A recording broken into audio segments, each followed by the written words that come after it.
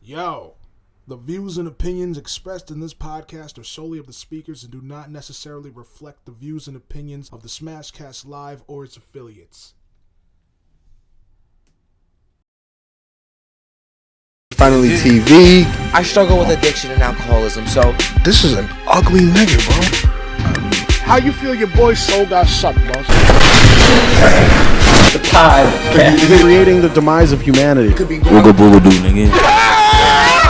It's hard work, man, like you said, but he says, good looks, my nigga. I'm like, nah, said, do me a favor, make sure you never call me that anymore.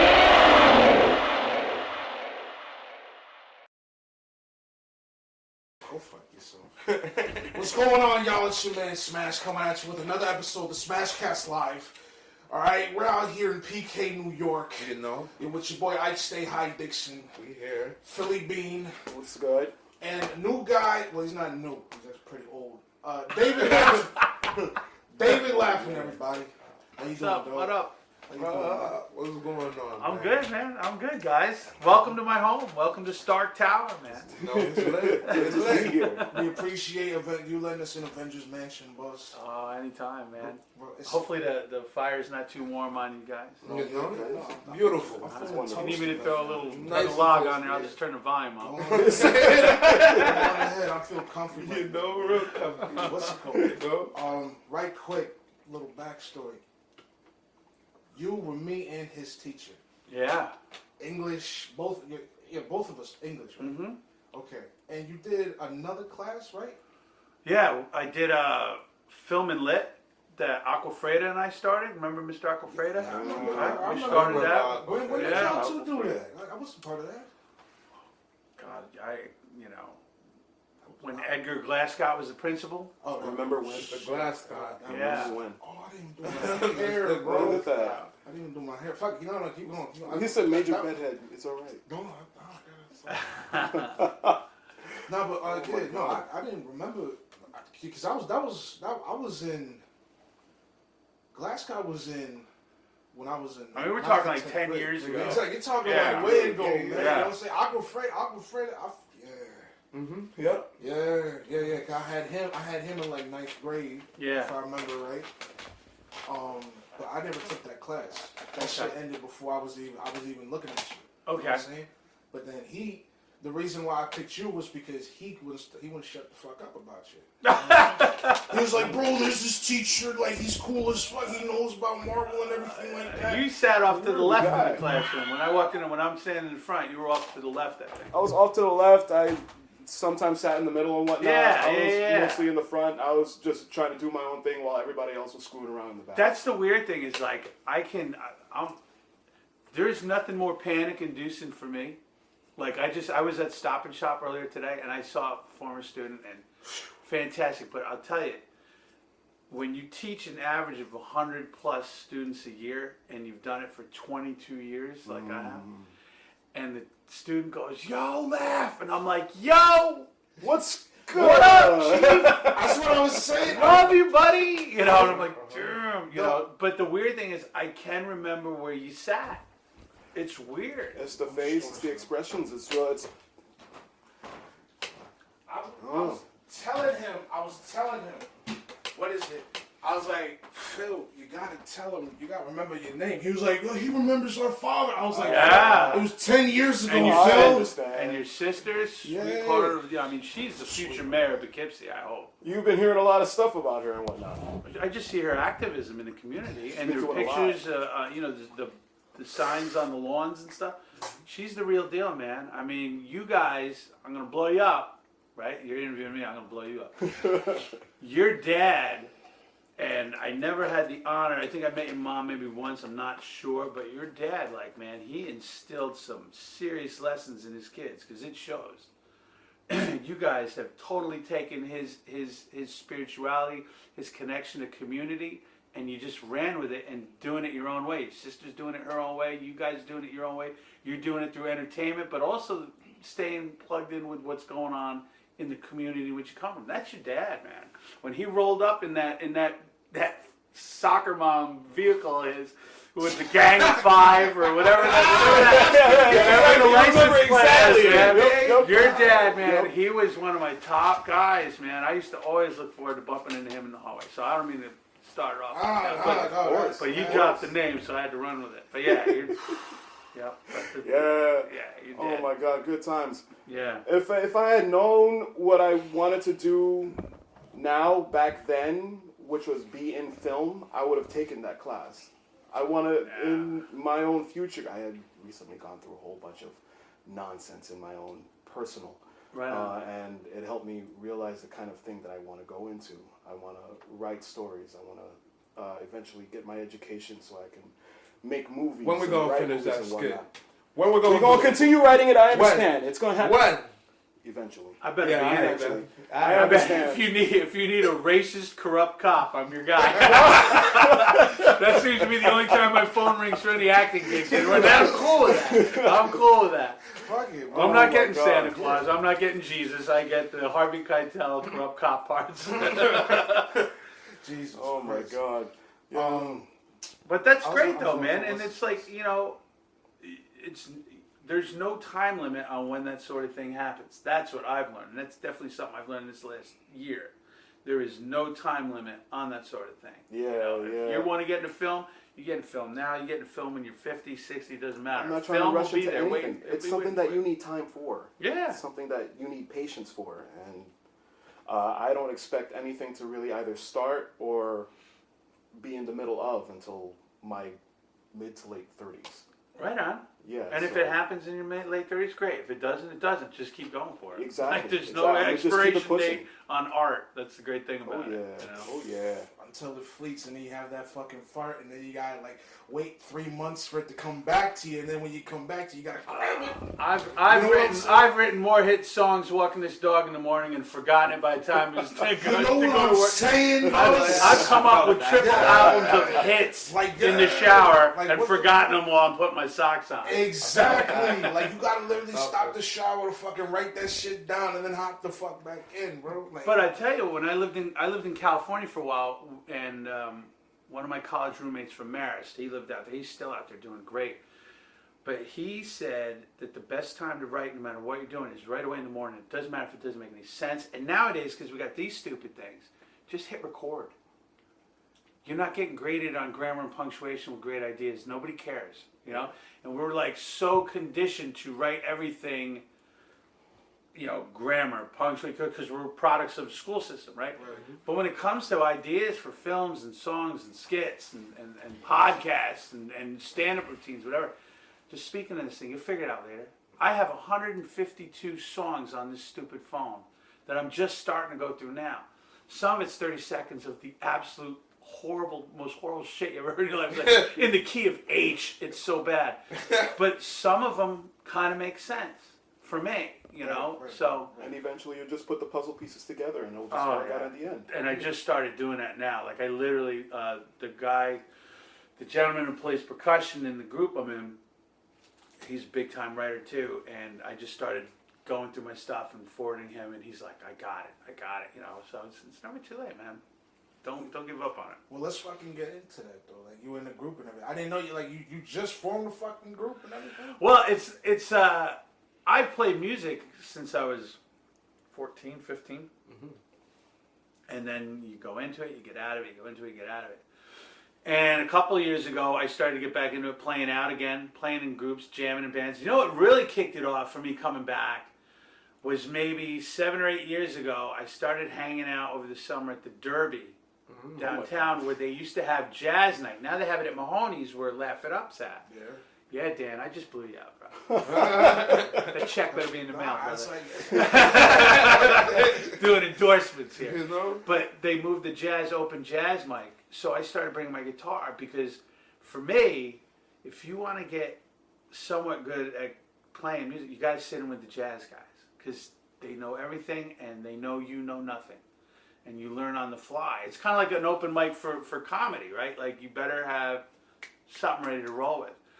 So I got into playing in front of people again with that, and then started doing a couple gigs here, and then things changed, as you said, personal life, everything kind of goes, God goes, oh really? Try that. It's like an hourglass. Yeah. And but within the last year, I've been super lucky to surround myself with people who I've known since I was a teenager and in my 20s and 30s, and we're all kind of coming out of the woodwork playing instruments again. I don't know if it's like a midlife crisis thing, but we're all enjoying it enough that we respect what we're doing, that it's not a bullshit thing like seeing a couple of old guys ham and egg a bunch of tunes. Like, we care about the songs, we care about the music, we care about performing, we care about, people enjoying it, and we definitely care about whether or not we enjoy it. Mm-hmm. And that's been within the last year. Like, for 2021, I did somewhere around 60 gigs on top of being a full-time teacher. Jesus. I was playing out all the time, and I would play with anybody who called me because they were friends of mine. Like, oh, Dave, I saw you at a party. You ever want to sit in? I was the guy who'd be like, yeah, call me. I'll be there. And like, yeah. They don't bullshit in any level of showbiz, whether it's like the local firehouse production at the auxiliary fireman or whatever. The battle is, are you the guy that shows up? Because you get the second call. Like, you can have the greatest artists, the greatest comedians, the greatest writers, greatest directors, greatest whatever. But if you don't answer the phone call, or if you're like, yeah, dude, I'm there, and you do the classic flake, you don't make it, you don't get the call again. I was always the idiot that showed up with my gear, tell me what key the song's in, and I'll figure it out from there, and I'll run with it. And it's been a blast, man. Had a gig last night at Noah's downtown. I haven't played Noah's in over 20 years, and it was so much fun to play. Yeah, you've been there you've been in and out of there like the past month. For Noah's? Yeah. I was supposed to play, and they canceled it because the Omicron showed back up. Mm-hmm. So they pushed it back to tonight, or last night. And they're doing a cool thing down there. They're trying to, every Wednesday night at Noah's, the guy who runs it, his name is Brian Orr, and he's trying to get a different musician in every Wednesday, kind of low-key, before, the weekend is the weekend. He's not going to mess with that. But something in the middle of the week, just like, kind of like, a chill deal, and hopefully it works out for him. What's the turnout looking like during the week and everything like that? Last night was pretty good, and usually they do 9 to 12. And I'm like, when they called me, it's like, hey, can you play? Would you play? And I was like, I'd love to play, but I can't do 9 to 12. On a weekday night, that's not happening. So I got school in the morning. Right, I got another gig that pays for Stark Tower. Yeah, exactly. Yeah. So, but they were super kind. They were like, what about 7 to 10? I was like, I'm there. I'm your boy. So I got 2 of my buddies to come with me and play. And we had a bunch of friends show up, and they had a really good crowd from 7 to 10. And then you could see the regular Noah's crowd start to roll in around 9 or 10. So it was like a nice send-off for them. So I think they did pretty well. So y'all was just jamming on some freestyle shit, or like y'all had songs? Yeah, man. What we do is like, we have songs, right? Cover a lot of songs, though we're starting to kind of write a little bit here and there. Mm-hmm. But we cover a lot of songs, but with the guys I tend to play with, we always like to take like maybe a 3-minute, 3-chord song, and then we just see in 20 minutes. We just improvise. And that's that jazz, jam band mentality, freestyle, as you say. That's that kind of, we all kind of have a background or a love of that sort of thing. So it's like, yeah, we'll do a 3-chord song like in A, but that's going to go on, and we'll jam on that forever, and hopefully come back to it 20 minutes later before everybody goes, where are they going with this shit? Boom, we're back and out. I learned how to do that with those jazz guys down at the Derby and Mahoney's. You learn the main riff, and then the solos go around the room. The piano player goes, bass player goes, drummer does his thing. Joe North to play the sax, do his thing, blah, blah, blah. And then it comes to me, and it goes around again. And then you're like, wait a minute, that song on record is 2 minutes long. We just did it for 15. So that's kind of what we kind of balance what you're asking. We take a set song, but we run on it. Yeah, so it's fun. Is it just jazz? Because every time, what is it, every Friday or whatever? No, special occasions in the school, you brought your fucking guitar in. Oh, yeah. And you saw one day I was fucked up for a reason. And you just started playing Crazy Train. I was fucked up because I got a spoiler about, about Walking Dead, the game. Because I didn't watch the fucking I was show. about to say, when did you watch The Walking I didn't Dead? watch the show. Which The game? game. What's going The on? game, the first one. Telltale? When I was told Lee dies, I was Yeah. fucking livid. Like, you just started playing Crazy Train. I was like, get the fuck away from me, man. Oh yeah, you were hot. I was hot because I fucked with Lee in that game, bro. Like that game was hotter. He than was shit. a real like Lee in that game, bro. like Was he- hot. real dude. I found All right, That all game. right. Yeah, man, he ain't deserved what he deserved. In that game. No. All right. I got told he died, and you start playing Crazy Train. I was like, look, I swear you, I'm gonna break that guitar over your head, bro. you keep fucking with me, but it's like, you know what I mean? On some special occasions, you brought that shit in, so it's like, is it just? I still do. No, I'll play. It's mostly rock when I play with the guys. Yeah. It's mostly rock, but we go into like a jazzy thing once in a while, you know. But no, it's Sorry, let's keep going. it's mostly rock stuff that we're doing. All right. But it's funny that he mentions jazz and Crazy Train. The high school kids are doing their pop concert, the jazz concert in March, and the students requested the music teacher to get me to come down and play Crazy Train at the concert. So we'll strap him to the front row and piss him off. We'll tell him he died, and then I'll bust into him. Listen, Dude, Walking Dead dies. Here we go. Watch him lose his shit. He'll turn green and rip all the seats out. Oh, Jesus. It's always a great thing. You like start off with an oldie and then you just bleed into your own form of rhythm. That's always the best. And regardless of anything, you just incorporate it even into the song itself. And Yeah. like you said, 2-minute song, you can turn it into 15 minutes. Yeah. And it'll no copyright, but it'll just become your own thing. Oh, sure. Oh, it's your own interpretation. I mean, like, it's kind of in a way. If it, I don't want to sound patronizing. I don't, I'm 52 years old. But it's similar in the ideology of sampling an old song. If you take it for a new, like, some a current artist will sample an old tune. Elton John is now sampling his own stuff. As he should. You know the Gorillaz? Oh Yeah, yeah, yeah. man, they were kings of that He stuff. was on a song with the Gorillaz, and Really? that song was Elton John Beautiful. definitely has a It's song wonderful with the Gorillaz song. right Yeah, now. I gotta hear that. I haven't heard the Gorillaz. oh my god. Oh, yeah. Wow. They're still making music and they're still making bangers. There's so many people that a lot of musicians nowadays, especially hip hop artists or R&B artists, some pop stars, they're using samples from old songs to make stuff like Oh, make it yeah. fire. You know what I'm saying? There's this whole hip hop genre right now, New York drill or whatever. It's been around for a little bit, Right. but I mean, it's a whole new like sub branch because now the people in the Bronx are doing it. Mm-hmm. And I know you heard somebody that I used to know, like Goat. Oh, Gautier. Yeah, Is Gautier. that how Yeah. I don't know if that's how you say it, but that's what it looks like on paper. G-O-T-Y-E. Yeah, something like that. But yeah, like some dude got a whole song. He's 17 years old. Already got about 5 million on there, and the Wow. song's been out for about a month and a half. Wow. And he's sampling that song, somebody that I used to know, but in a whole different way. Right on. You know what I I'm Now- mean? not gonna believe it. That was Joe Rogan congratulating me for Netflix. Psych. Wow. I don't How's believe Joe you. doing? He has your number. Yeah. Wait, are you dead ass? I'm gonna fuck. No. I'm about to say, I'm the owner. Yeah, he's like, congratulations, man. I knew you'd make it. You know what I'm saying? You're a fucking rock star. Oh, what the fuck he's doing with knowing me, bro? Nah, that was another job. Regardless, I Joe sent a Rogan. quick email. Get on it. Like I said, keep going though. Keep going. But you brought up, if I can ask a question, drill. Yep.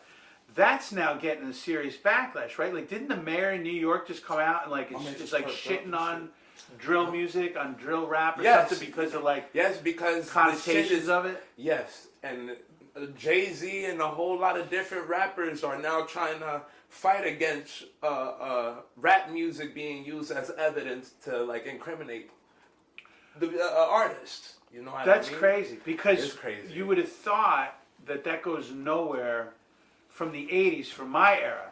My bands that I love in that record collection guys like Ozzy and Judas Priest, if a kid listened to their records, and usually the kid is not bringing a lot to the stability table to begin with, so they have their own issues.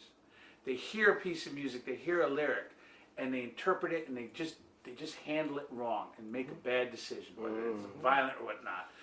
And they would drag these guys in trial, like the artists, the singers, the songwriters. Like Ozzy Osbourne was on trial because they were trying to say that there was a backwards message, or there was a message in the song that told the kid to shoot himself. Or Judas Priest, the same thing. And so when I read this thing about the drill music, I'm like, you think they would have learned that that's not what's going on here. It's the individual, how they, in my opinion, right? I'm opining now. I have no authority on any of this. If the kid who's listening to the music has an issue, has something, I don't even want to use the word off, just an interpretation that is not conducive to society, you know what I'm saying? Right? You listen to drill music. Have you blown anybody up lately? Please don't. No, not at all. Not at all. No, because you listen to it and you appreciate it for what it is. I listen to heavy metal music and I appreciate it for what it is. I don't want to do something music horrific. Is music. But it's interesting to me that the mayor and these authority guys are coming after the musicians.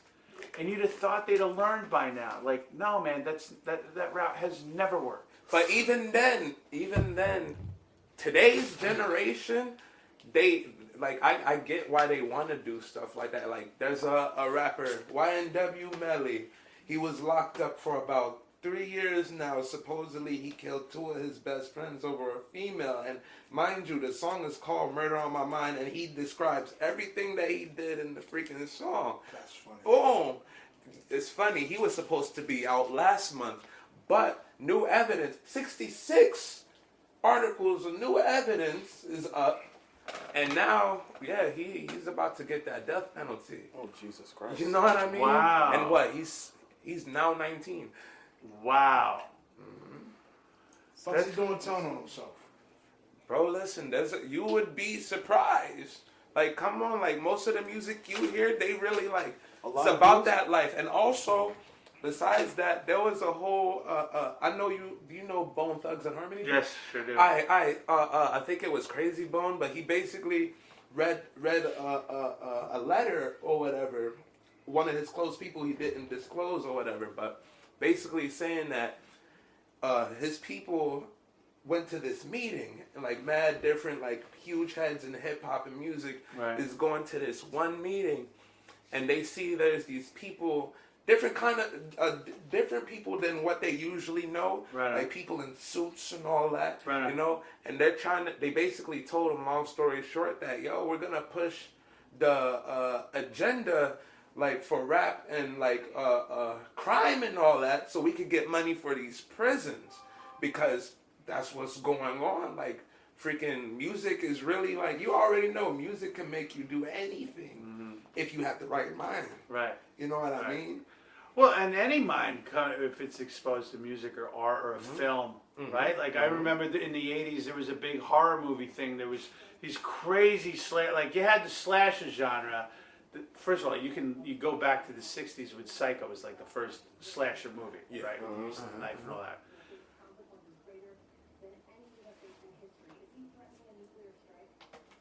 Wow. Oh, no. Oh, man.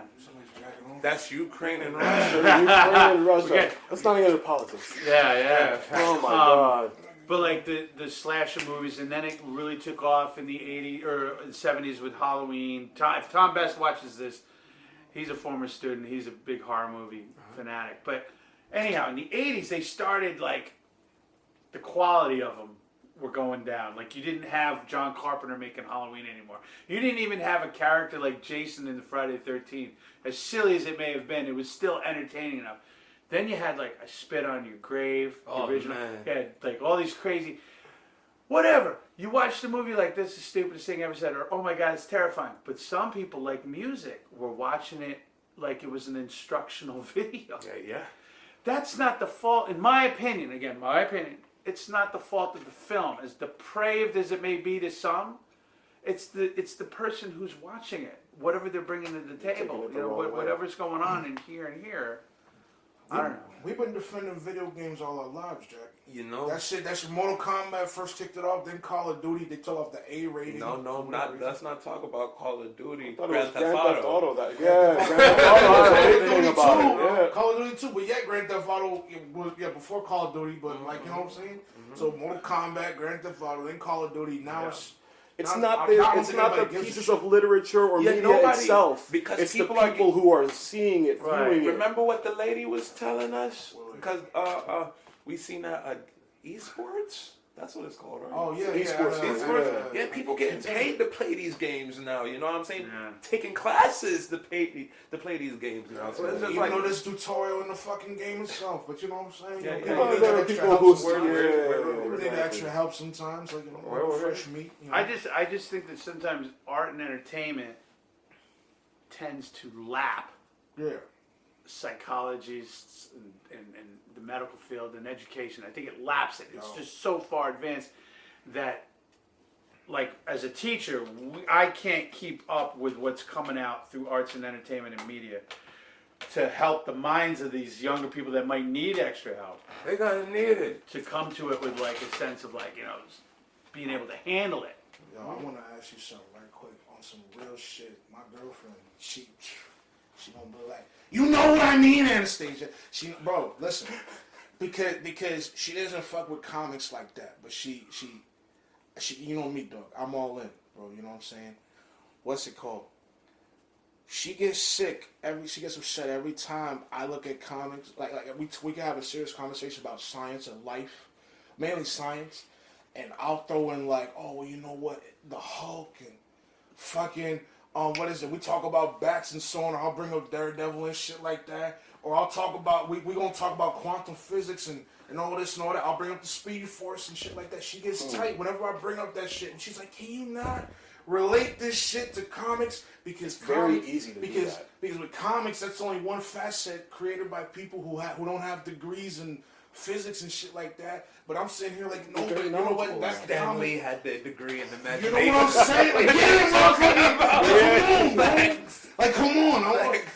So she's over here saying, and then I'm over here like, but listen, though, this can open the door to whatever gamma biology, even though they're not really going into that shit, it's more the human aspect of it, or quantum physics, because we now know that, speed is only really the how fast molecules move between species, and especially depending upon size. Yeah. That's why bigger shit moves slower and smaller shit moves faster for the most part. That's why they incorporated a bunch of the other kinds of forces into the comics, into the Flash comics. They got the Strength Force, the Still Force, the Speed Force. We had, what was it? Time Force. Fucking Power Rangers. Well, it's like the ring. It's like Thanos' ring. But so then, every time I relate it to some piece of fiction, she gets like sick on that. But then she'll play whatever boring piece of shit is on TV, and she gonna hate that disrespect. I don't give a fuck. She knows what's up. So it's like whatever piece of shit is on her YouTube, and I'm sitting here like, listen, man, they're not really different in a sense where your boy ain't got a degree either. She watches some fucking vampiric motherfucker on you. Like Vampire Diaries type. No, dude who some asexual motherfucker. Huh? Vampire Diaries is still fiction. No, I'm talking about not Vampire Diaries. Like, this dude looks like some kind of vampire. Like he rose from the coffin. Exactly. But I'm saying, as a Castlevania teacher, shit? Castlevania. Like he might as well have been. Castlevania. Yeah, exactly. That's what she watched? No. That's what she watched? No, that's not what she watched. No, it's just some gothic stuff. The dude looks like a vampire. Oh, he's not a vampire, bro. No, obviously. But like, I'm saying, motherfucking, like, what does he do? He fucking talks about physics and shit. He's a scientist he's a gothic scientist. He's a philosopher in a way. An alchemist. Whatever, you got to talk You might as well be. Anyway, what I mean is, bro, as a teacher and as a fucking nerd, what's it called? How do you feel about that, bro? Like kids getting a little science from fucking comics and shit. I want to actually see your take on that. Well, first thing I would think of is, I don't know if this is the actual term, but I like to look at it as the Roddenberry principle. What? Don't know that. Gene Roddenberry is the guy who created Star Trek. Got you. He created the whole universe. The whole lore. Right. Even the technology that's used in it. He came up with that stuff. And you could be like, back in 67 when that show started, or 68, whenever it was, you know, like, oh yeah, it's science fiction, it's goofy, Buck Rogers, stuff. But it's a known fact that NASA and the government have utilized ideas that Roddenberry came up with for his science fiction show and turned it into reality. It's like you'll hear older people say things like the Dick Tracy watch mentality. Dick Tracy, the cartoon character it was a comic strip in the 30s and 40s, I believe. His big gadget was this watch that he talked into, and all the kids at the time were like, man, I wish that was real. I wish I had a Dick Tracy watch. Now We all have Dick Tracy watches. We all have Captain Kirk. We just don't have the Communicators. holographic screen coming out of That's the device coming. itself. That's coming. That is. There's no way that's We not already got. We So- got holograms now. So what I We would have say, holograms, but not and I would touchscreen be very kind if I was speaking to Anastasia, but I would say it has been kind of documented in the past that science fiction has inspired science fact to happen. There are people actually creating Iron Man suits. Oh, they're already out there. They are already out. Exactly. Are you kidding me? Shooting I have written these projectiles and guys whatnot. checks to send me mine. He said, Listen, you know I love you because I'm gonna hear about this because she watches the show. You know I love you. Morg, he's nice, but that's your shit. This is my shit. I'm saying. It's like, what the fuck?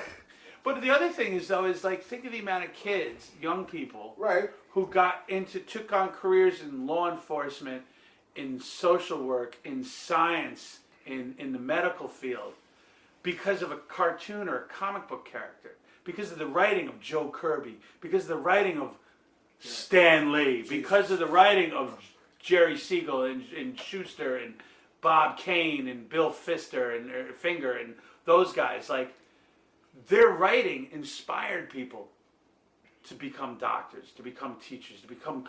You're going to tell me there's not one person in the history of the legal profession that didn't decide to become a lawyer at a very young age because of Matt Murdock? I mean, some did it because of She-Hulk. And she's getting her own fucking show.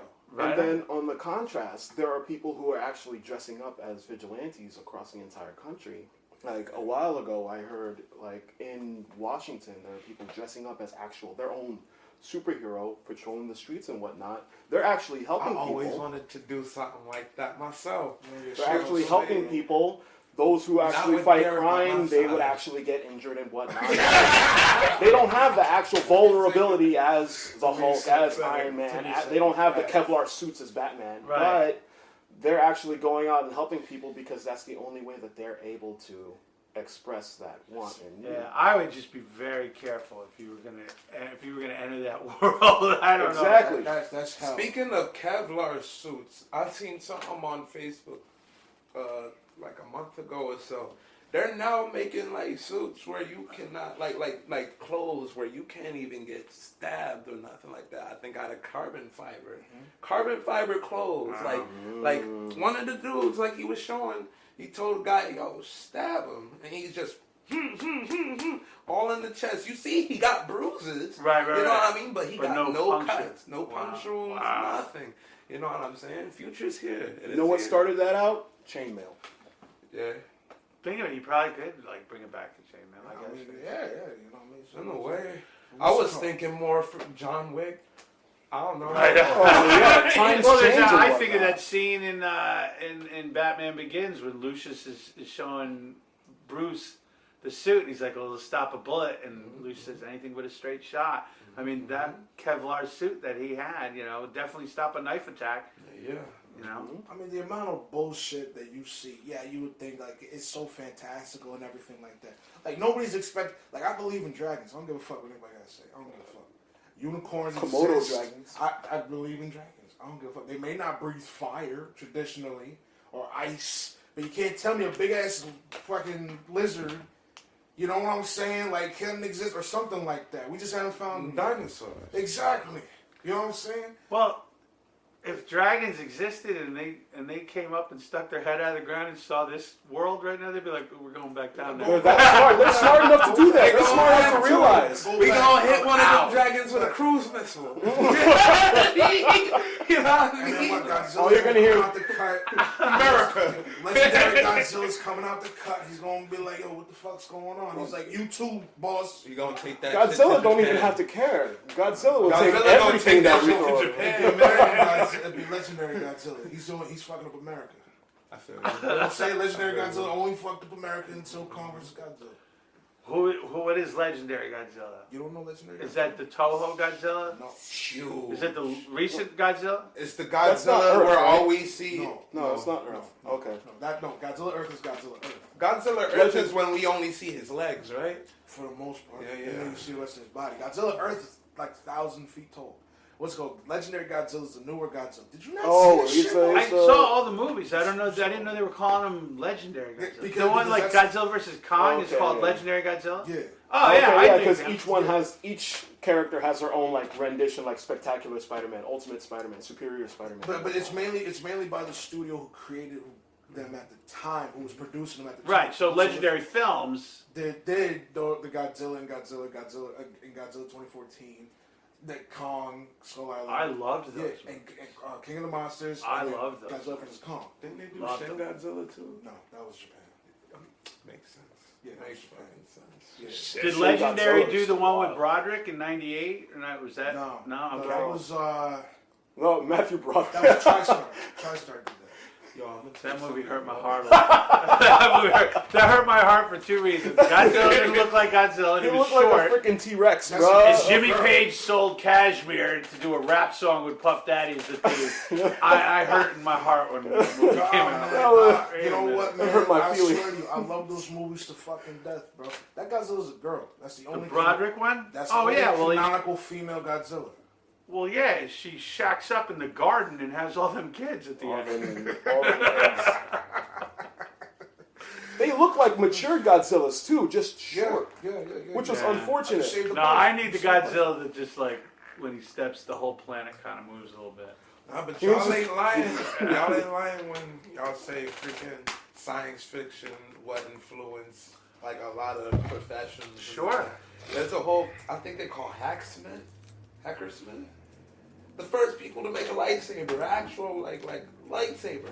Wow. The Hackers. Oh. Hackersmith. I don't know the name. You know those people that be in the warehouse and they got the Wolverine claws. He made the They got actual the Captain Iron America Man, shield you and know, whatnot. yeah, I know what you're talking about. I just Mjolnir. didn't know the name. Yeah, Okay. Hacksmith. Remember that video of the lighter that turned out to be the black lightsaber and whatnot, bro? There was this little short clip that I saw. You know about the black Nigga lightsaber? saber. This dude, it's a lighter. Well, at least it had the little lighter piece that you would have on the hippo, and the hilt, the actual handle, looked like a lightsaber handle. He pushed the button and it was full on black lightsaber. You seen the Mandalorian? Oh yeah. Right, the Nega Saber. Right underneath you there is the Mandalorian. Right there, I see him. The Nega Saber. Yeah, no, he turned it on and he turned off the lights, turned it on, and it's just. It's It was awesome. gorgeous. It was beautiful. That There's is people coming out with all this technology, shaping the actual, the energy and the fire. Well, doesn't and I whatnot. mean any scientist has to have a level of imagination to even think about entering the field. I mean, Oh, yeah. if Of we're being course. honest, the Japanese built the first lightsaber. The first actual lightsaber. No More Heroes. That's a video game. No More Heroes. You remember Travis Touchdown? Yeah, I know That's Travis technically Touchdown. the first actual lightsaber. That ain't facts. Alright, bro. They never made that in real life. Alright, bro. Did they show me? No, they did. They didn't. But it's like I think it was supposed to be like some homemade shit. But that's what I'm saying, bro. I These gotta ask people, Isaiah. You gotta I'm ask telling you, Isaiah. these people, bro. Who's these people? The Hackersmith. Alright. You feel me? They got how it all started. They had different pieces of metal, and they had a tube, and they had a propane tank. You know what I'm saying? You made And two with they the budget basically that you got. they had something to focus the fire and make it, like real hot, and it looked like a lightsaber. And mind you, that was years and years ago. Now, freaking, they got like actual. Like they don't have the propane tank. They ain't even got the book bag no more. They even had a book bag that had, you feel me, that made you like use the Right, saber or whatever. right. But now they have like an actual saber where freaking, I mean, it still looks like fire coming out, but like it's cutting through freaking 20 inches Wow. of steel, type shit. And like about what? Well, there's always going to be somebody that comes up with something in their imagination, and there's always going to be somebody else going, "That's really cool. I wish we could make that. Can we?" Yeah. Can we? And then they And actually then you're off just to the like, races. actually doing it. Think about it. Fuck it, man. Yeah. But what's going on? Nobody. Do you get heat at all? What's that? I mean, how old are you, boss? 52. You're 52. Do people look at you like a man child and shit like that? Yeah. Cause you fucking got shit on the wall and everything like that. You know what I'm saying? Like you get heat at all? I mean, No. trying to tell Robert to do this shit, man. But Rob's 26. But he's opening his shit. You're right. But I'm saying. But Yo, this the Stardust Dragon that you showed me is yo, what? Too, bro. I'm saying like, cause we get a bad rep, dog.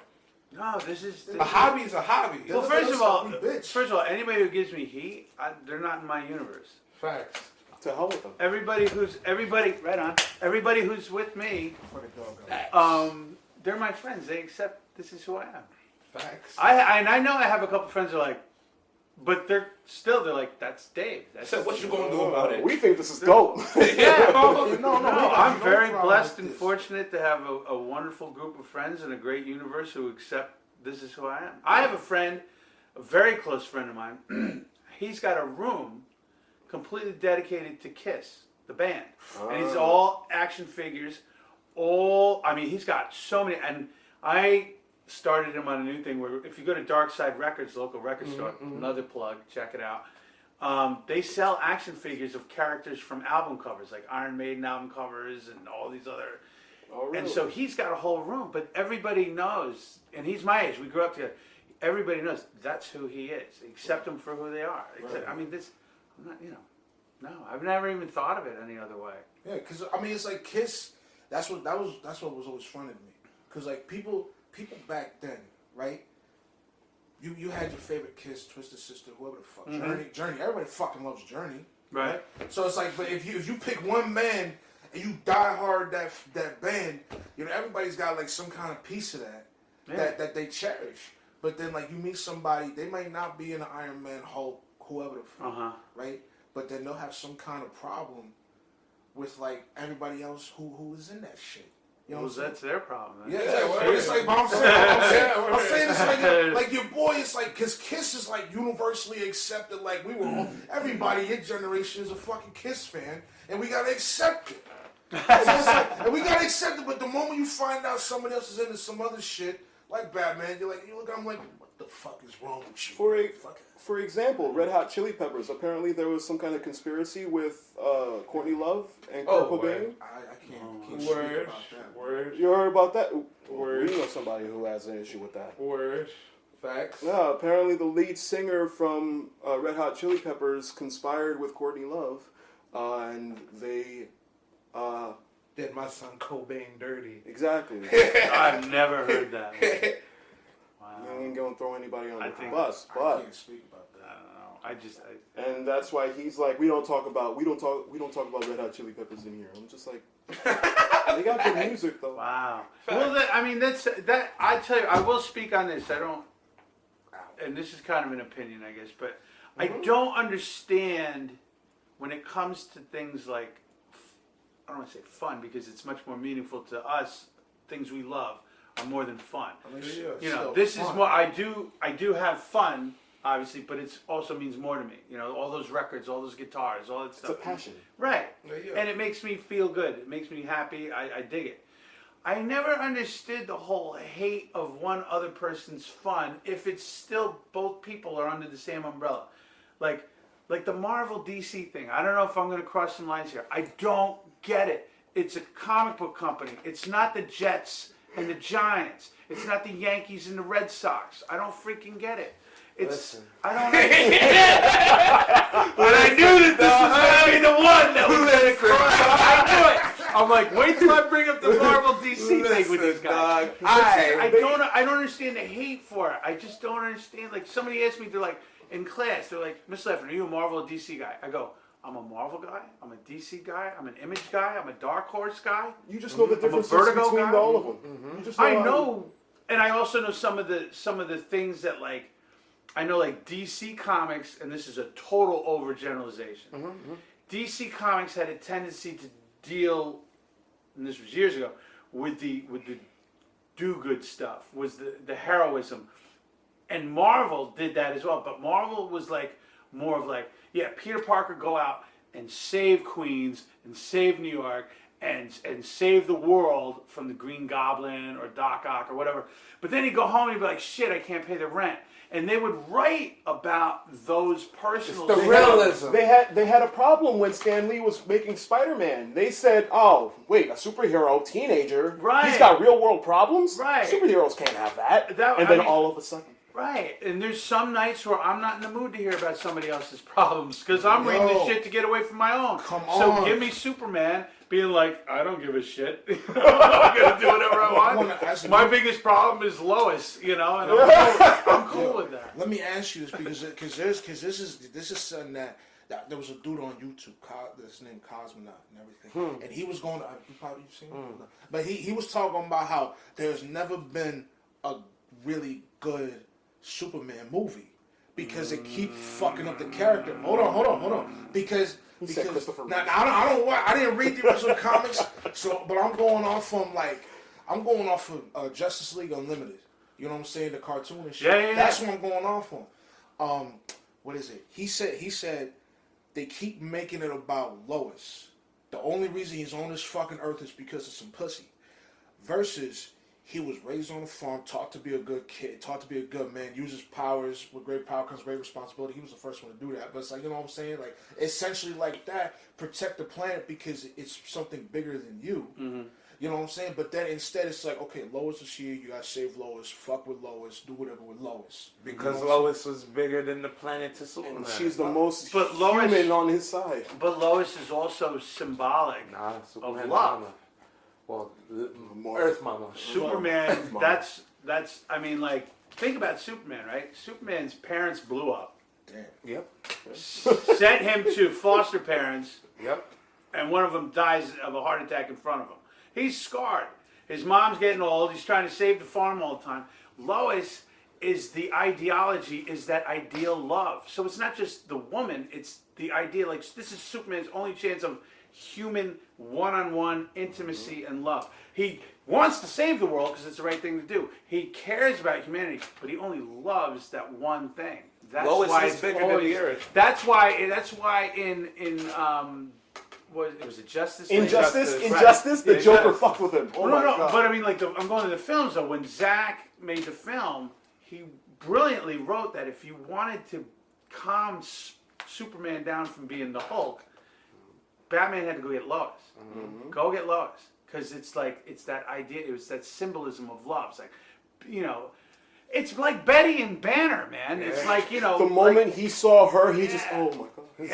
Yeah, it's that, it's just that crumbles. love thing. But I don't know about them never making a good movie about Not, Superman. just like, not because like the movie itself isn't good, but because it's like the ideology that he's always like some kind of stoic Jesus character. He's too perfect. And I agree with him. But he's an alien. That's his deal. But it's like, was he not raised from humble beginnings?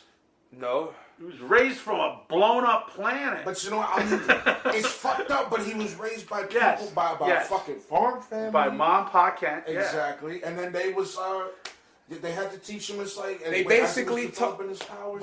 But listen, then Superman's parents basically is telling them how to be human.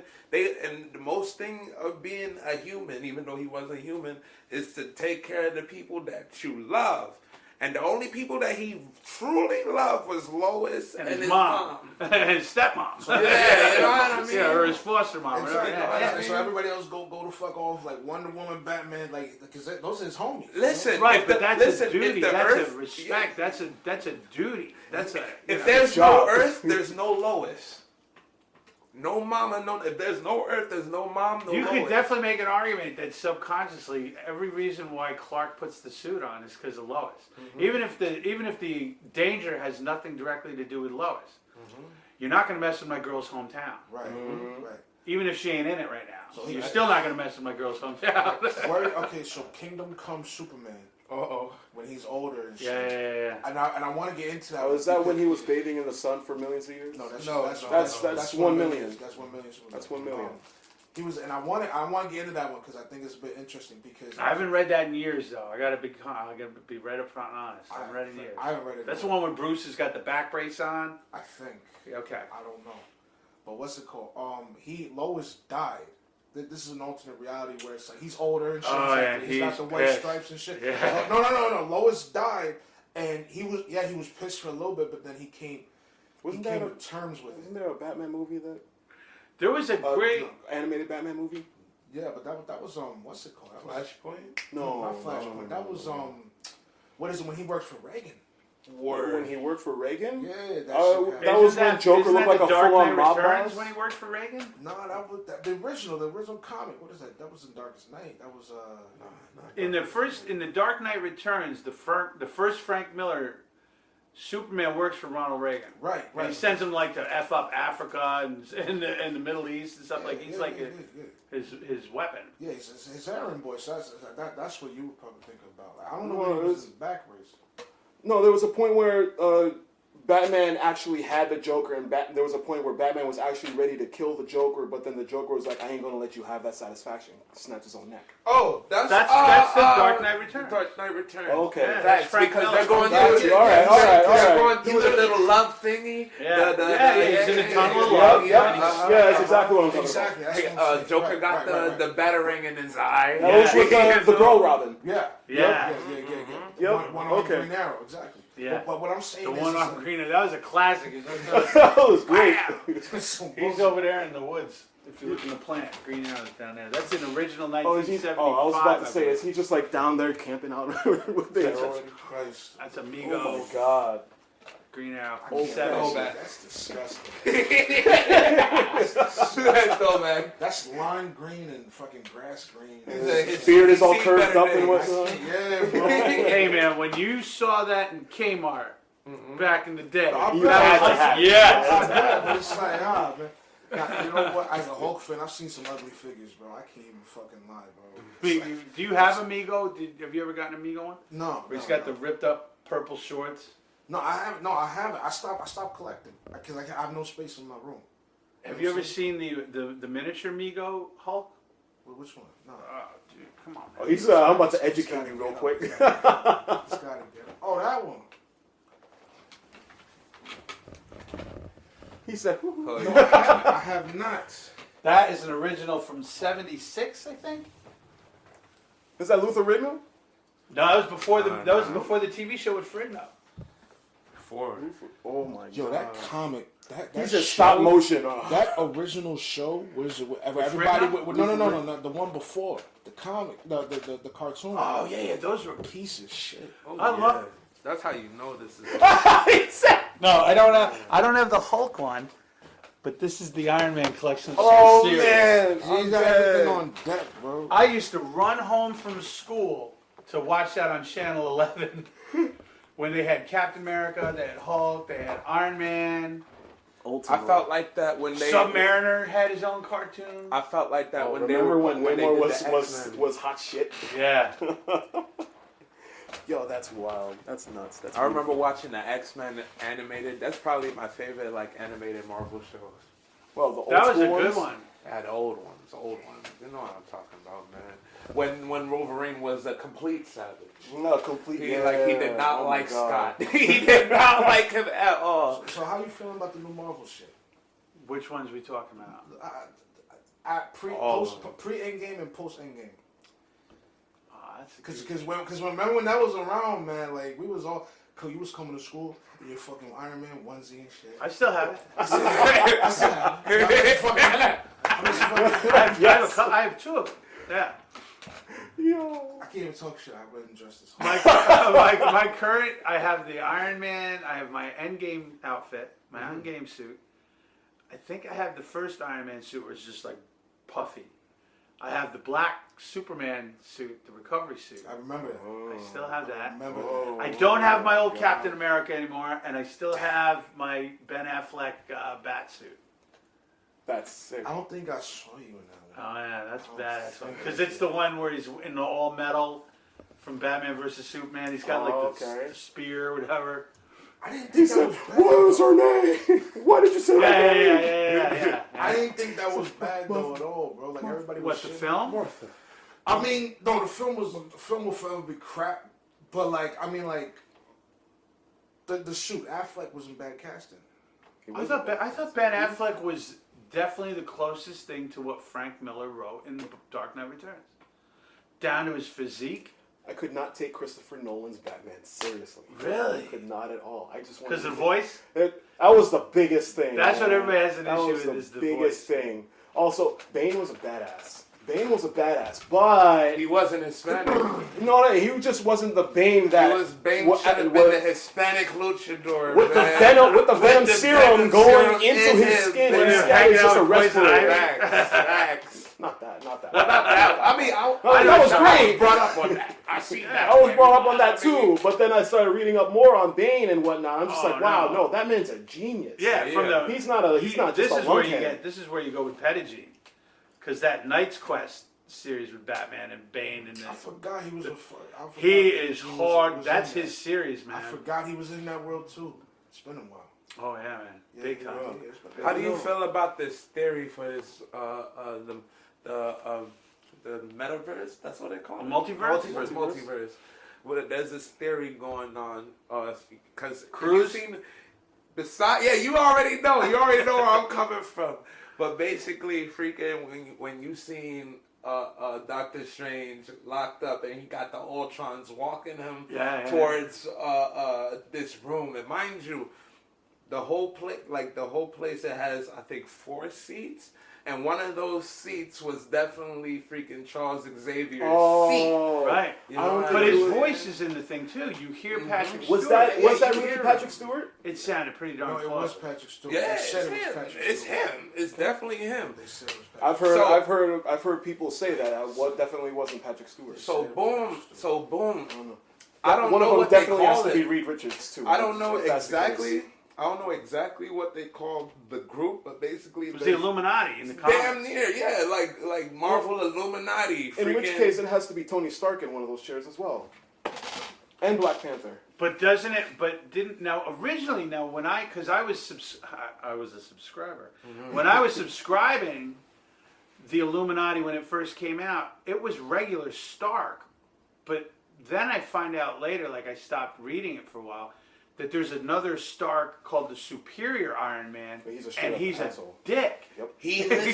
He ends up finding out how to use the symbiote to his freaking. He infuses to his it with the nanites technology. and whatnot, and then he just, hey, I'm even more powerful than. Oh my god! All of you guys. Everyone. Yeah. You know what I I had mean? to read up on that because I was like, what are you talking about? Because I remember, like, I have all the Extremis comics and all that, like that whole storyline when he figured out the nanotechnology and that stuff. But I wasn't, I dropped off with the Superior Iron Man stuff. I didn't know. Yeah, man. Superior Iron Man, isn't that the Ultimates universe?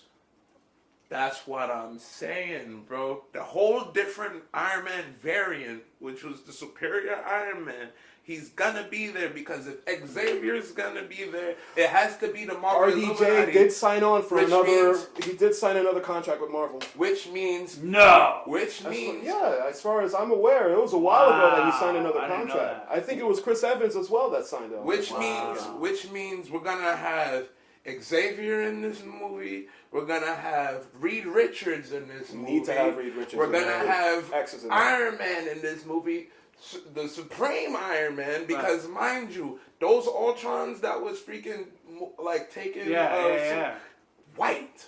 You know what I'm saying? White and green. You know what I'm saying? And that thing that was was it fighting Captain Marvel in that one little blip in that scene? That wasn't Captain Marvel, that was American Chavez. And like you said, with who? Tom American Cruise, Chavez. he's gonna do another- the that's Iron another Man. good- He's another possibly gonna be that Iron Man variant because he didn't want to wear the mask and he wanted people to see his face. Right. You know what I'm And saying? the reason, and I haven't read anything about it, but I know that back in 04, 05, when they retooled Iron Man with different artists and writers and stuff, and it was great. It led to the Extremis thing. It led to the Illuminati story. It led to Doctor Strange. It led to Stark dying and Doctor Strange having to go and get Stark back from the dead. and bring him back. That's a whole. This is from I like. think I just found out the entire plot of Multiverse of Madness. But if you see if you look at the artwork of Iron Man and the artist, I believe I can't confirm it, but I almost remember 15 or shoot, we're going on almost 20 years ago. He said he modeled the character physically after Tom Cruise, and there was a hope on Marvel's when they were coming out with the idea of coming out with movies that Cruise was going to be the guy they went to with Stark. He was their first choice, and that's why the artist, if you look at those old Iron Man issues from like 04, 05, he looks like Cruise. Like his name's been thrown around Stark for a long time. Oh yeah. 04, 05 was when Civil War was happening. Yeah. Exactly. So, because then that's when they shot Hulk into space and Sicario. Yeah. So what I'm talking about is like right before that whole timeline of with the extremists and all that. It goes into the Civil War, Right. and the way Stark is drawn in the comics is modeled after Tom Cruise. They did the same thing. They literally did the same thing with Nick Fury and Sam Jackson. Yes. It's like that's not uncommon and everything. Yeah. You know, I gotta be honest. They said, remember when Nick Fury was white? Yeah. Yeah. Fucking what's his face? David Hasselhoff played him. Exactly. I swear to you, that is the only piece of color swapping that's one of the few pieces of color swapping that will ever be accepted. Yes, White character going into a black character, it's like I was roles have been confused. reversed. If the roles had been reversed, it would have been outrage. But it was done so well though, because like the Ultimates, when they brought Nick Fury in as we know him, and he was modeled after Sam Jackson before they even thought about making a movie with him, it was flawless. It was totally flawless. I was like when they announced when that issue came out, when those issues came out, and it was like Nick Fury, and suddenly he's African American. I'm like, I grew up in the '70s and early '80s. Nick Fury, white dude with a patch, With the the patch. blue suit, And he with the was shooting holsters shit. on. He looked like the way Scarlett Johansson dressed as Black Widow in the comic. Yep.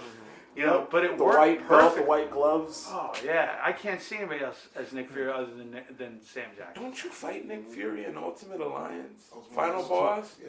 Final boss. What- Facts. yeah. Ultimate Oh, Alliance two. Nanite Fury. Exactly. Nanite Yeah, Fury. yeah. Oh my I God. don't know. Exactly, bro. You This gotta is game. So you gotta get This is on a great that, game. the Marvel games, bro. You got this. Ultimate Alliance. Okay. Yeah. Ultimate Alliance 2 is One when you and fight. two. First, well, yeah, but regardless of anything, the first two Ultimate Alliances, Yeah. highly recommended. All right. How much more time do you got, boss? Because we got a few of the. Oh yeah, hit me. Yeah, all right, real quick. So it's like, you know, because we gotta start wrapping up soon. I know. We can talk Marvel all the time. And, you know, we gotta get you, Petty Jean, and Uncle Fredo together, and your brother, whatever the fuck. We can just go ham and shit like that. Oh, yeah. I don't care, bro. Let's do it. But so what is it? We went about the vet shit Music. and music. We went It's like Marvel. you doing anything else other than that, or you got anything else going on? Like Oh, the 'cause I 12-step joint. I mean, if you had time for that, man, I Bring don't it. know. I mean, you said bring it. You said you got an hour. I'm like, that can go. Well, go ahead. We'll see where it Well, goes. what happened? We'll improvise. So what happened? Because we knew back in the day, I thought you know what I'm saying? You was We on- all thought that. We all thought you smoked mad weed back then. Oh, Weed, yeah. I was saying cigarettes. Oh, so, Yeah. Yeah, I mean, what happened? What happened? Well, I stopped smoking when my daughter was born, and she turns 15 next or in May. Tremendous. Yeah, what a stupid habit. Like Smoking cigarettes, like right? signing up for that is like Kill my signing up father. to hit yourself in the crotch with a hammer. Like it makes no sense. I'm not judging. People got to do their own thing. But looking back, and I even knew it at the time. It was like this isn't really bright. But yeah, I gave that up. Like well, it's gonna be 15 years. Was it only smoking? Or? No, it was depression. It was anger. Yeah, It was going through it. self-medication to deal with depression, and you know I have anxiety issues, I have anger issues, I have depression issues, and instead of dealing with it healthy, Yeah, healthy habits. you know, I was never a party boy, really. I mean, you'd see me out at a party. I'm not, you know, Yeah, look. but like I was at 3:00 in the morning, sitting in the dark, freaking out, or depressed, or anger, or by myself, and just it sucked. And dealing with all the demons and all the dead relatives come back to have a nice old powwow in your living room all night, and guilt issues and what the fuck am I doing in my life issues and all these other things. Sound like you needed a joint. Well, I thought I needed a couple of things, but it got to the point where my physical health and my mental health was snapping, and thank God, God gave me a brain enough to figure out that once it got really ridiculous, it's like, dude, you're better than this. You know how this story ends. You end up. I literally wrote in one thing. I said I could see how this story ends. This story ends with me, the dog finding me on the floor, and Poughkeepsie coming out with a scholarship in my name, and it lasts for about 3 years, and then it runs out of money, or it gets robbed, or some shit, and I'm forgotten about. And then I end up being a guy like you guys go out one night and having wings or something, like, oh, remember Laugh? Like, that's the legacy I was gonna leave behind. See, I want to laugh. But But that's I like you too much. No, Laugh. It's It's like, damn. I'm not laughing at laughing. Because it's self-aware. Because it's self-aware as shit. It's self-aware as fuck. That's why I want to laugh. And it's like, so it's like, no, let's take some steps to do this. So I got my help. I did the right thing. I showed up for my meetings. Right. I did the work, and I'm now happy to say that I give back. I do counseling. I was a guest speaker at my old recovery center on Monday. It was fantastic. Talk about pressure, because I know what it's like to be on the other side, and you don't want to say the wrong thing and trigger somebody into some kind of vortex of hell. You got to watch every single thing you say. But it's similar when you're teaching. We all had fun at Poughkeepsie, and I did teach. When I would teach my lessons, though, I always snuck it in. You guys knew, you didn't know you were learning, because I didn't say it as, we will learn this. It would be like, what the hell is he talking about? And then you walked out and you were like, oh shit, wait. I remember him. I remember him now. Because, for real, I remember I used to go into your classroom when you're ready to leave. Like, you know what I'm saying? Oh yeah, you yelled at me a few times. You know what I mean? I would come up in there like, yo, y'all talking about Marvel? Yeah, I remember now. You and Rob used to sneak in and used to get on me and Isaiah about that sometimes. I remember. But that 25 that happened, bro. Hilarious. Crazy. We went, but that's crazy you say that, because we honestly would never. You're not a party guy. You were fucking life of, like, bro, like, you made, like, we took your class because you were fucking chill. Yeah, and then I just, that's where it was. You're a nerd like us. Yeah, you were one of the chillest teachers. It was you. It was you and Mr. White, the homie. You know what I'm saying? It was like you were the chillest teacher. So that's why. You know what I'm saying? Like, that's why, like, everybody who knows you would attest to that, man. So it's like, to hear And that. I was never in your classroom. I just knew, like, yo, gotta go up in there, see the boys. I still have more students in the desks that are not on my roster. That's a known fact. Yeah. And I will never kick a kid out, man. I just, especially now with things like being so crazy and the lunacy of it all, that if a young person, if whoever looks at my room as a place to, like, get their head right, be safe, be themselves, not be judged, I'm not kicking out, man. Hang, chill. Just as long as you're a cool guy. As long as you're... Don't stomp on my action. So, there you go. So, I mean, correct me if I'm wrong. Mm-hmm. I'm trying to word this right. You said you kicked the habit when your daughter was born. That was 15 years ago. Mm-hmm. Me and him graduated 6 years ago. So in that, basically throughout my tenure in high school, you were dealing with your bullshit. You were dealing with your own bullshit at that time. Oh yeah, man. You would be 6 surprised years ago. how many Maybe people 10 years dealing with ago. It'd be 7 years. It'd be 7 years in October, but it's like 6 years right now. But it's like, you know what I'm saying? It's like, but basically, it's like while you were still dealing with it. I never took you for an angry motherfucker. I never. Oh yeah. That's what I'm saying. Like, you would. I always laughed when you saw. I had horrible temper, horribly self-destructive, self-doubt, self-loathing, self-worth issues, self-esteem issues. I still sometimes wrestle with the thought of not being worthy to do what I do for a living, because I go to work with these people. They went to school to teach. They the art of teaching, the act of teaching, the subject, and they're amazing at it. Dude, I am a teacher by accident. I had no interest in it, man. I came back to Poughkeepsie because we had some personal issues in my family and needed me around, blah, blah, blah. And I was living in California because I had showbiz dreams.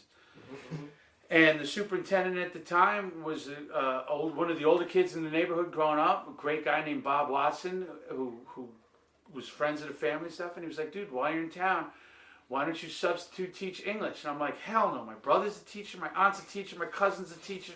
No, fuck, no. I am a rock star actor. I am Al Pacino and I am not a teacher. And he looked at me, he's like, yeah, well, it's $80 a day. I'm like, I am not making $80 a day in California right now. Where do I go? And that's the funny thing. And I subbed, and then next thing you know, they were like, well, do you want to work in the computer lab? You know, we know you're going back. That was always the joke. We know you're going back to California. But while you're here, you want to work in a computer lab? Yeah, all right, I'll work in a damn computer. Yeah, you about to go to Cali, but we got something for you right here. Right. Can you do this? He said, yeah, we know you're going back. So they make some money for you. Right. Thanks. So I started there with a gentleman, I don't know if you guys remember Deron Wilson, Mr. Wilson. He's still there. Yeah, it's great, He's man. still there. And he and I started together in the computer lab. And then a year went by, and I'm like, my buddies in California are like, hey, coming back? I'm like, yeah, I'll get there in a minute. And then they're like, hey, do you want to help out in this English class? And by the way, did you ever think about maybe going back to school and taking a class and teaching? I'm like, well, I guess if I'm going to do this, I might as well get better at it. 22 years later, man, I'm still subbing in Poughkeepsie, quote, quote. So, I never went back, and it worked out fine. But because of the way I went into it, I do still kind of walk in there going, man, they haven't found this, they haven't figured this out. Like, I'm a fraud, right? Like I'm this, like I'm Luke in the Stormtrooper outfit. Like, they haven't caught me on the Death Star yet. Like, I ain't one of you, Underneath the helmet, you're literally just... Yeah, freaking out. And 22 years, and I think... Must be stressful. It is, but you know what? Coming at it with a healthier, clear mind, I know what it is, and it's kind of an analogy I made yesterday, where, last night I had a gig, and Saturday I had a gig, and I had to play bass, and I was talking to my daughter about, I'm playing bass in the band, and I don't play that. She goes, are you nervous?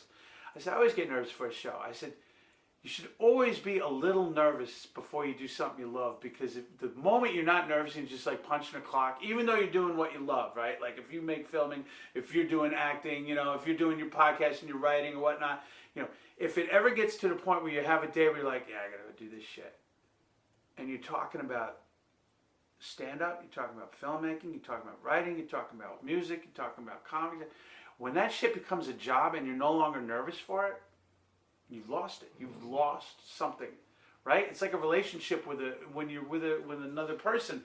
There's that one day, God forbid, the butterflies go away. Yeah, you don't want those butterflies to go away. You want them butterflies to become regular. And so with teaching, it's kind of good for me to have those butterflies when I'm walking, because it's like it keeps you sharp. And also makes you respect the craft, right? The craft, everything we're talking about today. There's a craft behind it. You have to respect the craft, even with a little bit of fear. It's like I do, one of my goofy things I like to do, and I've done forever, is boogie board. I love the ocean. I have a wetsuit. I put the board in the water, and I surf it. It's kind of like my relationship with the ocean. I go out there. I can't see under the water. I don't know what the hell's in that ocean. I don't want to think about what's in that ocean. I don't know if that wave's going to have me biting sand, or I'm going to open my eyes on water and see all green. I don't know. But I love it so much, so I respect the ocean. I respect that wave. I respect what's out in that ocean. Sounds like some hippie shit. It totally is, dude. Some hippie surfer shit. Oh, yeah. Hippie surfer shit. It totally is. I mean, that's kind of like, and that's how I kind of look at it. Like when I play a gig, even if I play at like a place I play a lot and I know all my friends are there, I still get nervous setting up. Like if you see me setting up my stuff, I get a little nervous. I come, man, cable ain't working, or this shit better turn on, or my guitar. I bring 5 guitars every gig. You only see me ever use one, but I'm always terrified they're all going to explode. Like I'm so nervous, but that's because I respect what I'm doing. And it's exciting. And the same thing with teaching. Like when I go in there and I teach next to some people that are just freaking. I hate to use the word rock stars for anything other than rock stars. But in a way, they're stars. Let's just leave it at that. These teachers that I work with, they're stars. And I look at them and I'm like, damn, they meant to do this shit, right? Like, and I'm like, I'm here like, in the stormtrooper outfit going, I hope they don't catch me. Our father didn't want to become a teacher. He wanted to be on stage. He did that for a minute. He did that for a multitude of years, but then time got the better of him. He needed to make money and whatnot. He had a family. Yeah. Shit happens. We just, it's wild that you tell that story because we literally just, me and him just had a guy on yesterday a guy that I know a little more than he does, but he's met before. Mm-hmm. Like, he does stand-up, he went to Cali, and then for a few months, and now he's like starting to come back and shit. Mm-hmm. And he was telling that story yesterday, because it's fucking hard over there, man. Especially in today's day and age, like you went back in whatever the fucking 70s or whenever you went. 95. 95. 75. Hey, boss, you know what I mean? I mean, fuck, that's the time to be alive. It's like the 70s. But he came back because in today's day and age, I mean, the game totally switched up. But that's another conversation. The point is like, he was feeling fucked up because he felt like he was like, we made his day damn near. He looked like by the time he was done with us, he was gonna cry because we was telling him because he was feeling down on himself because he felt defeated. Yeah, he felt like a bitch because he had to come back home. And I was telling him, I was like, boss, the fact that you went down there, you were able to have something on your resume, say that you worked with these people. You feel me? Like half of these motherfuckers out here in your hometown or even my hometown ain't going to Cali to do shit. They shook, bro. They shook to go down there, and so that's like, so for you to say all that tell that story, it's like that you at least went to California. Yeah. Like you had some shit go down, but it's like you still went because you could have went to Delaware. Oh yeah. No fucking noise. Delaware's got good surf though. Bethany Beach is a good beach. But anyhow, but the thing though with my trip to California. And again, I am actually being totally honest. And I've heard people say this, and in my mind I go, bullshit. I know, you got to say this. But I'm so blessed to be able to say and look at you three guys in front of her, the dog, and be like, I have no regrets with the way the story has unfolded and is continuing to unfold. I went to California at a time in my life where I had no maturity level to understand what I was doing. That's what he was saying too. I didn't understand, just like in college, I had no maturity level.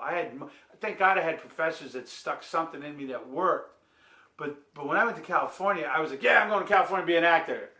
Dude, I went out there and I partied, hung out on a beach. I did, I had great memories I made. I'm still friends with people I met out there that are super close, and I don't know what their journeys are like, but we all kind of have a connection. So I can only assume we kind of went through the same thing. But I didn't have the maturity of that. I didn't deserve to get any type of success in California at the time. None at all. Mm-hmm. I will say, though, if I ever thought about going up my level of showbiz or entertainment or something, it'll obviously happen after I retire from teaching, which at this point is probably not going to be for another 5 to 8 years. But if I'm still kicking and I'm still digging it, I'll go for it again. Yeah. I'll go for it again. The dream to me, like, I understand where your guy's coming from, coming back defeated. Because I see it all the time with students, right? They go away with these big dreams of college and like they got the thing and they get their name on the announcements and congratulations to so-and-so going to da-da-da-da college. And then I see him Columbus Day weekend and it's like, yeah, you're home visiting. Cool, man. And then I see him the following weekend again. And I'm like, wow, Columbus Day weekend's 3 days, bro. You've been here 10. And then you get the whole, things got fucked up, or I'm back, or blah, blah, blah. It's okay. It's okay. That's how the story has unfolded. Do you still want in the game? Then heal up and get back in the game. You know when you can't get back in the game? When you're dead. Yeah. Mm-hmm. When the game is somewhere else in the multiverse is what I like to believe. We all go off into the multiverse.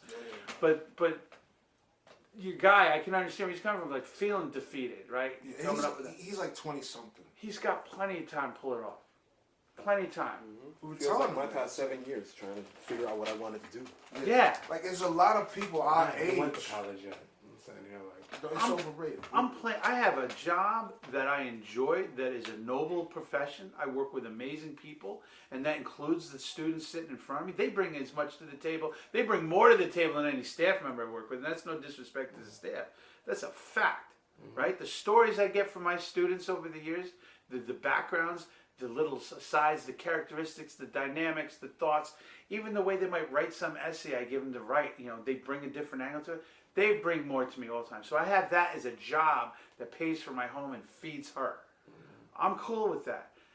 Artistically, I've been playing more music in front of people, whether it's 5 people or 50 people. My friends and I, we did a gig at the Chance. I played on stage at the Chance in Poughkeepsie, which I used to run around on as a little kid because my dad was the house manager there in the late 60s, early 70s. What? So to come back with a clear head, with a healthy mind and heart, as like, wow. And we did it to raise money for Duchess out for the food bank to feed the hungry. So it was all a good cause. So I brought a picture of my dad at the Chance playing, put it right next to my amp on stage, and my buddy Steve on drums, and my friend Todd on the other guitar, and we shredded through it. That's it. I'm done, right? Like, I walked up the stage, and I'm like, I'm cool. If I pull, this is a horrible way to look at it, but if I don't do anything ever again after that, I'm good. And I proceeded to do a ton more shows. I did 11 straight weeks of concerts at the Shamrock Club on Delafield Street, raising money for a Vet to Vet Foundation, because we have too many vets who are homeless, too many vets who are dealing with mental and emotional issues that have been forgotten about. A lot of these guys join the service because they don't see another. It's not just patriotism. Sometimes it's like, I got no other options, man. But one of those options that they took up was to protect my sorry ass. The least I can do is sing a song and raise some money. I did that for 11 straight weeks, played music, 11 straight weeks. Sounds like a tour. It was a tour, yeah, man, it was. So I am more fulfilled. And then I came out with a CD. If you look underneath it, I was a part of a CD that just got released, an album. And we did that for Woodstock. Sealed and everything. Oh, yeah, man. There's a blank one down there with a Volume 1. There's a blank one. yeah, without a sticker on it. You see that? And that's all local music artists who grew up around here, that still live around here, that live other places in the country, called the Hudson Valley Project. My buddy who's from around here lives in Los Angeles now. His name is Keith Magna. He and my friend Todd Mahan, we all went to Arlington High School together. They came up with this idea. We were going to get all of us guys from the old days, come out with original music, and raise money for the stages, because COVID screwed up everybody's venues and all that. Oh, yeah. And then all of a sudden, the venues reopened. And so we're like, well, what are we going to do the money for? What are we going to do for charity? And it ended up being for like this thing called Family Woodstock. It's not just food. It's domestic violence abuse. It's mental health issues. It's health issues. It's a wraparound services that they call it. So I'm on that record. I'm on Woodstock Radio doing an interview promoting that record. Ooh. It's on Spotify with Joe. It's on iTunes. It's on Amazon. You buy this and the money all goes to help Hudson Valley people who need a little kickback. I'm done, man. I'm good with that, but I'm going to keep playing until I can't play anymore. It's your passion. Right. Yeah. So everything, like when I say that the story has unfolded in a way that I'm good with, that I can sit here now with you guys and be like, yeah, did shit get bumpy? Yeah. Did things get kind of fucked up? Yeah, totally. Did I take my bruises? Did I give out some unwarranted bruises? I have guilt issues still. I wasn't the greatest guy in the world. I was kind of a dick to some. I got to live with that. But I'm going to live with it healthy. I'm going to do the right thing, and, shit's right now, man. Hell yeah. Shit, bro, and that's great. We didn't know. You know what I'm saying? Y'all just teachers to us. Y'all just Everybody- robots to us, off it.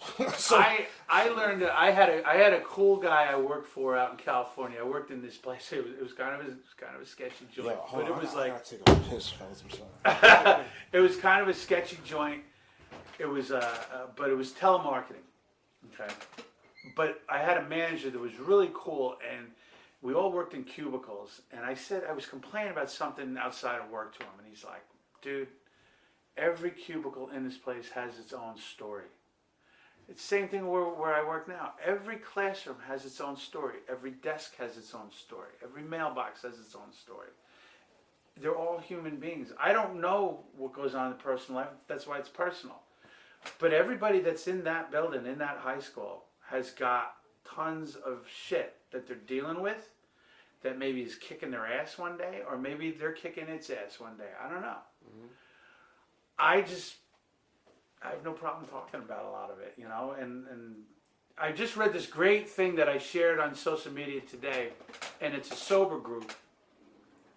And the saying was, because I have no problem sharing with what I've gone through and stuff. I recover loudly so that others don't die quietly. Mm-hmm. And that's why I throw my shit out there. I'm not expecting a pat on the back. I just know what it's like to sit in the dark, in the chair, with your shit, and be like, fuck am I doing in my life? Why did I say that? Why doesn't she call me? Why am I doing this job? Why am I not doing that? Why do I have a fear of success? Why do I have a fear of failure? Why didn't I talk to my dad more? Why didn't I walk the dog? Why, you know, all this shit. Why didn't I walk the dog? Yeah, well, then He dog said shit. that's one problem he don't You got. know, right? All that stuff. But like, do you want to deal with it by beating the shit out of yourself? Or do you want to give yourself a break, right? There's another line by a singer that some people aren't big fans of. Some people like, he's a fucked up guy. His name is Morrissey, but he had a great line. Give yourself a break before you break down. Who? Morrissey is his name. Sounds Morrissey. familiar. Yeah. Yeah. He's kind of a mopey guy. The song lyric that came to my head was, I'm only human after all. Yeah. Don't put the blame on me. What is it? He said, smile. That's When you're feeling lonely, smile. That's yeah, man. I forgot that. Joker. That's Imagine Dragons. What you was saying, No, it right? wasn't. That's not Imagine That was Dragons. Rag and Bone Man. Ragabone. Ragabone. Rag and Bone. Rag and Bone? Yeah. That He sound- was on one of the newer Gorillaz albums. That Why song. does he sound like he's a part of Imagine Dragons? I don't know. Just a little bit. I think he does. Yeah, and nah. yes, you're talking about the Joker joint. Yeah. Nah, that shit, man. It's crazy how Buck Wild mental. I missed that whole story, but it's like, you know, it's crazy how mental health really is. Everyone's got their own Like shit. it's like the life of people. And Yeah. you know Like what's I'm crazy? honest. What?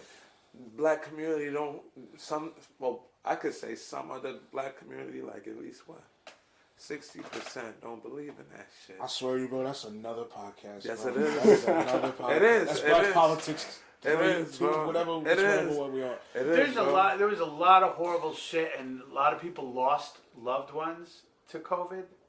And I'm not saying there's a silver lining with the shittiness of it, He said demonetized. but one thing it did do was it exposed a lot of mental health issues that people were dealing with. When Right. everybody was forced to sit in their house and deal with their own shit, some people, for the first time ever, a lot of stuff floated to the surface. And I think, I hope that people don't forget that one part, that the mental health and how important it is to be kind to yourself.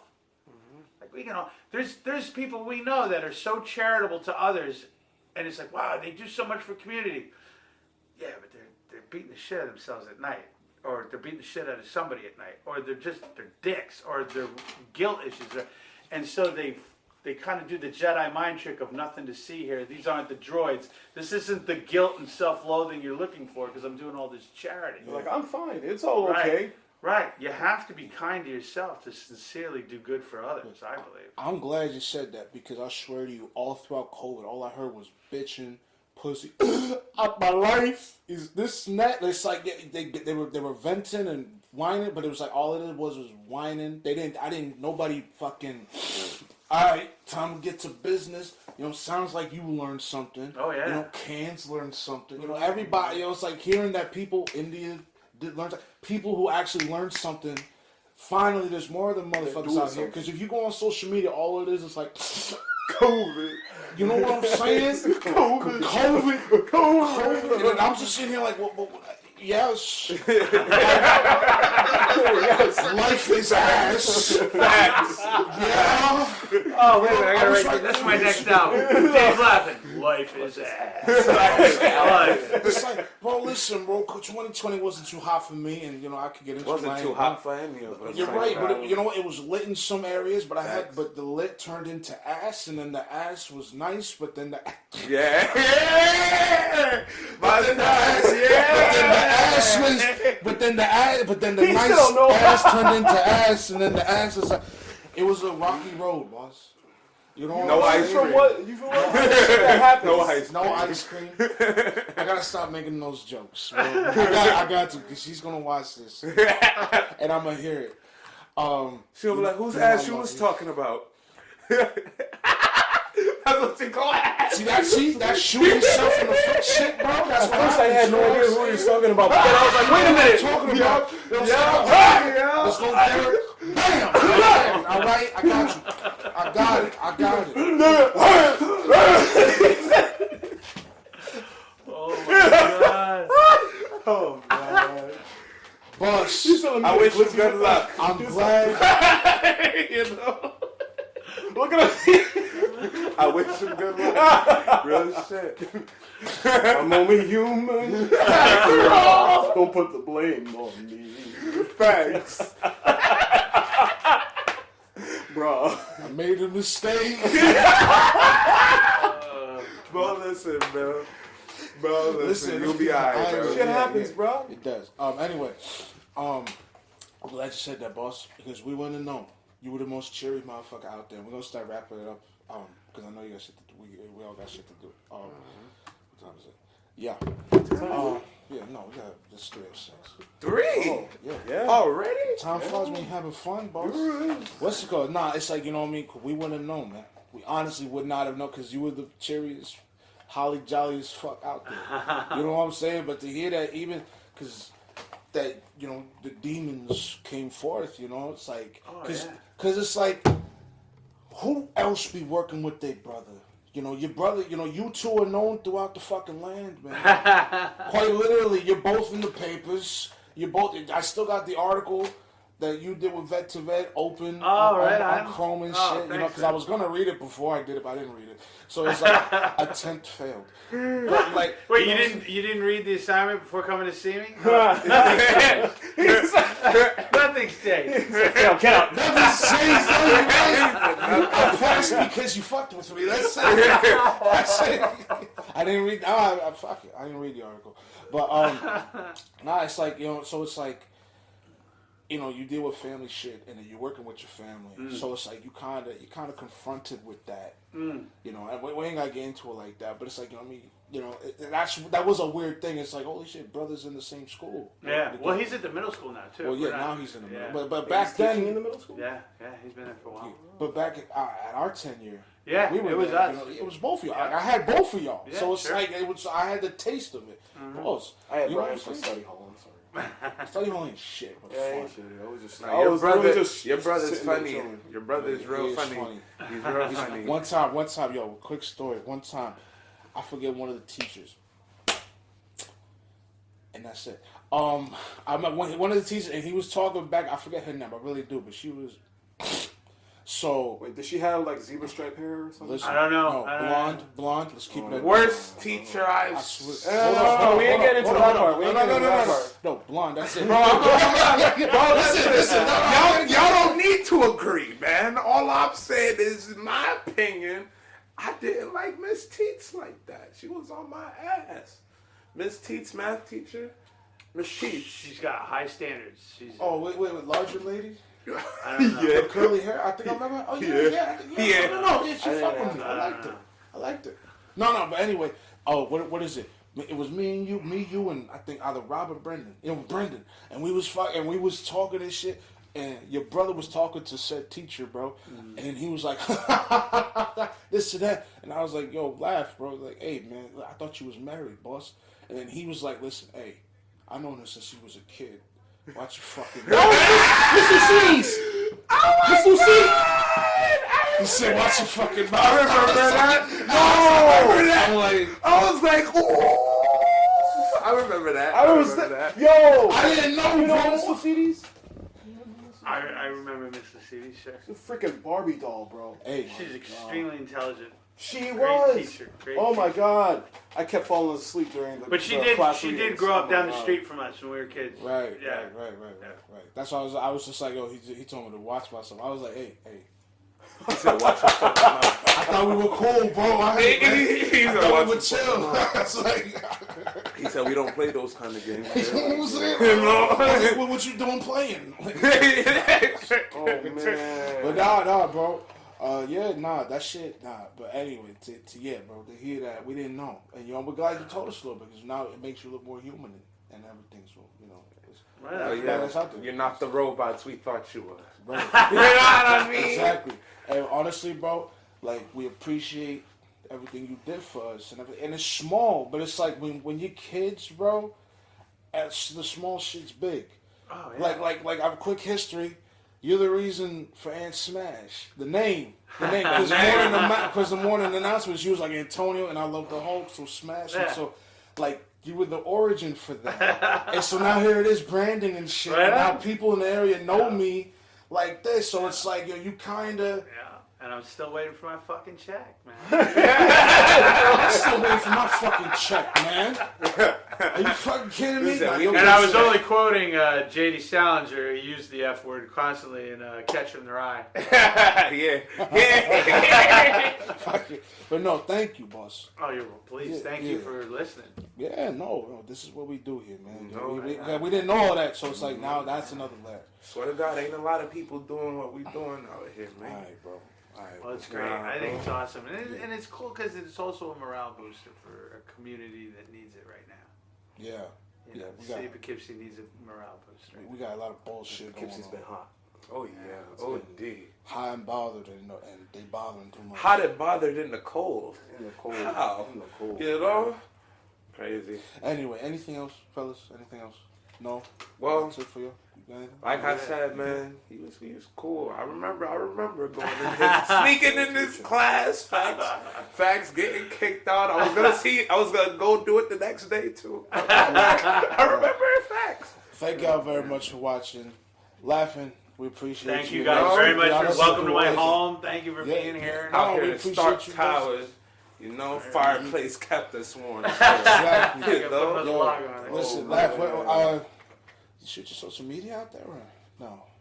Shoot your social media out there, or Do you have? I don't any- have. I don't have any like. Do you want anybody? You got shows that you want anybody to see? What do I got? Stuff like that. His albums, are they for sale let's and whatnot? be- You wanna yeah. The talk about Hudson that? Valley Project you can get online, Amazon Music, iTunes, Hudson Apple Valley Music. Project. Yep. Make sure the hashtag. You know, and I usually put my stuff on social media as far as my gigs, my dates. I have a hired gun gig where I'm guitaring out at Monkey McGee's out in Red Oaks Mill on it's Friday, March 4th or 5th. And I'm in Red Oaks Mill at Junior's Lounge. It's another one, March 23rd, or whatever that Saturday is. But no, I'll be around all summer, and I'm hoping to get another gig. I played Riverfest, which was awesome, because I got to see so many former students down there, and they brought their kids this time, and that was wild. Did man. we have That a was podcast during that? While Oh, Riverfest was that's happening? yeah, I think John? we did. Or Miguel? No, that wasn't McGinley. No, Oh, not McGinley, Miguel. Miguel. I think it was Miguel. One of them. Yeah, we were on the stage right in front of the skate park. Yeah. that was fun. Y'all did that. We were gonna pop down, but we got there late. Oh, We got okay. there- We were supposed to do APJ. We were supposed to do APJ. Didn't happen. No. But yeah, no. We heard about that and everything. Like, you're bouncing everywhere. That's Yeah. what I say. You're known throughout the land Crazy. because everybody knows you now. Guitar guy. All right. I'll take that. Yeah, guitar guy. I'm cool with that. All right. I'm very cool with that. Anyway, that's it. You got nothing else coming up? Yes? All right. Thank y'all very much for watching. IG Cash Smash Live. What is it? Ant Smash 6. Y'all know what's up. Ant Smash. Ike Stay High Dixon. Philly Bean. Dave Laffin. Thank y'all very much. Like, share, and subscribe. And don't forget to hit the bell. Have a good time. See, it's a ding right there. Shit.